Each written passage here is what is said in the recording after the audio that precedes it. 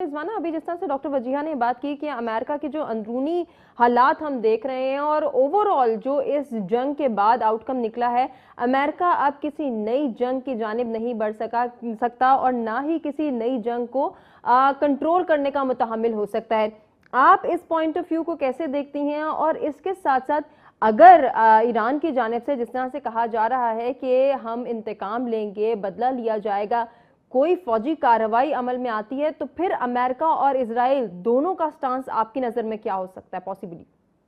देखें जी, जब ये ड्रा डाउन हुआ यूएस का अफगानिस्तान से, तो उसके बाद से ये बातचीत शुरू हो गई कि शायद वो किसी किस्म की कार्रवाई ईरान के ऊपर करें। तो जो अमेरिकन पहली गवर्नमेंट थी मिस्टर ट्रम्प से पहले, उन सब ने इससे इत्तेहाद जो है ना से उन्होंने अपने मूव लिए और उनको लगा कि ये वर्थ वाइल नहीं होगा और ये स्ट्रेटेजिकली उनके लिए एक जो है ना उनके लिए रिपरकशंस लाएगा इंटरनेशनली। पर्टिकुलरली जो उनके यूरोपियन पार्टनर्स थे, उन्होंने बड़ा क्लियरली इनको इंडिकेट किया था कि किसी किस्म का अगर नया कोई वॉर फ्रंट आप खोलते हैं पर्टिकुलरली ईरान के खिलाफ, तो हम आपके साथ नहीं खड़े होंगे। तीसरी चीज़ ये है कि क्योंकि मिस्टर ट्रम्प जो है उनका एक अपना मजाज है, वो जब आए तो जैसे कि डॉक्टर वजिया ने बड़ा क्लियरली पॉइंट आउट किया कि उनके पीछे एक बहुत बड़ी जो इजरायली लॉबी इन्वॉल्व थी और इसराइल ने उनको ड्रैग किया इनटू दिस वॉर। और ये उन्होंने मैप किया इसराइलीज ने कि शायद ये कोई विद इन डेज, एक तो ये कि रिजीम चेंज हो जाएगा, फिर state and society gap create करेंगे, पोलराइजेशन क्रिएट करेंगे और फिर फौरन से स्ट्राइक्स करके ईरान का सारा कुछ कैप्चर कर लेंगे और वहाँ पर पावर प्रोजेक्शन हो जाएगी इसराइल की और पूरे जो रीजन के अंदर फिर इन टर्न उसके रिपल इफेक्ट्स जनरेट होंगे इन फेवर ऑफ इसराइल। ये जो जंग जब उन्होंने इनिशिएट की, तो इसको उन्होंने मेरे ख्याल से मिसकैलकुलेट किया दोनों पार्टीज ने, इसराइल और यूएस ने। और in that backdrop I would say कि ये जंग जो है उनके लिए फेवरेबल रिजल्ट्स नहीं लाई और फिर इस जंग से निकलना अमेरिका बहादुर के लिए बहुत मुश्किल हो गया उसकी, क्योंकि इकोनॉमिक फॉल आउट्स जो है स्टेट ऑफ हॉर्मस की वजह से पूरी दुनिया के ऊपर पड़े। और फिर दूसरा लेवल के ऊपर, जैसे कि डॉक्टर वजिया ने बिल्कुल राइटली पॉइंट आउट किया कि डोमेस्टिकली उनके लिए बड़ी उसकी रिपरकशंस आई, क्योंकि इस जंग को इनिशिएट करने से पहले मिस्टर ट्रम्प ने अपनी पब्लिक को कॉन्फिडेंस में नहीं लिया। एक तो पब्लिक प्रेशर आया, दूसरा इकोनॉमिक प्रेशर आया, तीसरा जो इंटरनेशनल उनका पॉलिटिकल प्रोफाइल था अमेरिका का, जो कि ग्लोबल रूल बेस्ड ऑर्डर के अंदर एक वो वैल्यूज बेस्ड सिस्टम और ह्यूमैनिटेरियन ग्राउंड के अंदर हमेशा एक अपनी पोजीशन को लेकर के सामने आते हैं, उसको बहुत बड़े लेवल के ऊपर डेंट और क्रैक पड़ गया। तो अब मेरा ख्याल ये है कि किसी भी किस्म की नई जंग पर्टिकुलरली अच्छा डॉक्टर रिजवाना, जब हम ट्रम्प के बयानात को देखते हैं तो उससे आप क्या ऑप्ट करती हैं? फौजी एतबार से तो अमेरिका को शिकस्त हुई है, तो हम सब ग्लोबली इसको तस्लीम किया जा रहा है और हम सब भी जानते हैं।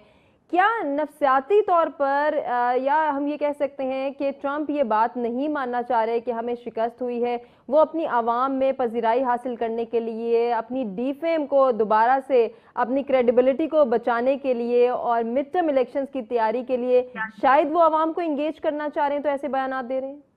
बिल्कुल, उनके बुखलाए हुए बयानात का तज्जिया इस तरह से किया जा सकता है कि वो एक पॉलिटिकल सिस्टम के अंदर से एक इवॉल्व पर्सनालिटी नहीं है। उनका एक डिप्लोमेटिक एप्टीट्यूड और एटीट्यूड बिल्कुल मिसिंग है। वो एक कॉरपोरेट सेक्टर के शख्सियत के मालिक हैं और वो उसी तरीके से अपने ट्वीट्स और अपने पॉलिटिकल सिस्टम को भी लेकर के चल रहे हैं जिस तरह से वो कॉरपोरेट सेक्टर के अंदर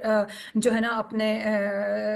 डीलिंग्स और कंडक्ट्स रखते हैं। तो मेरा अपना ख्याल ये है कि इस वक्त वो बुखलाए हुए हैं तीन लेवल के ऊपर। एक तो इंटरनली वीकन हो रहे हैं, दूसरा जैसे कि आपने पॉइंट आउट किया कि जो उनके मिड टर्म इलेक्शंस आ रहे हैं उसमें पब्लिक सपोर्ट को गाल्वनाइज कर रहे हैं, और तीसरा वो अपनी एक फेस सेविंग वैल्यूज को भी मेंटेन रखते हुए इंटरनेशनली और डोमेस्टिकली मैसेज दे रहे हैं कि देखें जी हमारा अपर हैंड है और हम किसी भी वक्त चाहें तो सबड्यू कर सकते हैं ईरान को। इसमें कोई शक नहीं है कि ईरान के अंदर उन्होंने बहुत बड़े लेवल के ऊपर स्ट्राइक्स करके उन्होंने बहुत सिग्निफिकेंट जो है टारगेट्स इंगेज करके उनका इंफ्रास्ट्रक्चर और उनका मिलिट्री जो है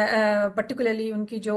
न्यूक्लियर वेपन्स बनाने की, जो पीसफुल न्यूक्लियर वेपन्स बनाने वाली फैसिलिटीज थी, उनको इंगेज करके डिसमेंटल और डिस्ट्रॉय कर दिया है। बट जो बड़े लेवल के ऊपर उनको नुकसान हुआ है वो ये है कि नेशनलिज्म वाला कार्ड जो ईरान ने अभी डिस्प्ले किया है, पर्टिकुलरली कल वाला जो ये फ्यूनरल के बैकड्रॉप में ये जो आपका प्रोसेशंस निकले, ये बहुत बड़ा एक मैसेज है पूरी दुनिया को कि देखें जो आप समझ रहे थे वो दर हकीकत